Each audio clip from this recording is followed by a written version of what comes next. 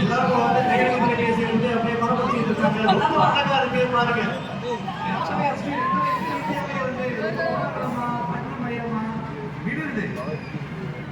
ரொம்ப ஒரு நீட்ட ஒரு ஸ்ட்ரெச் சொல்லலாம்.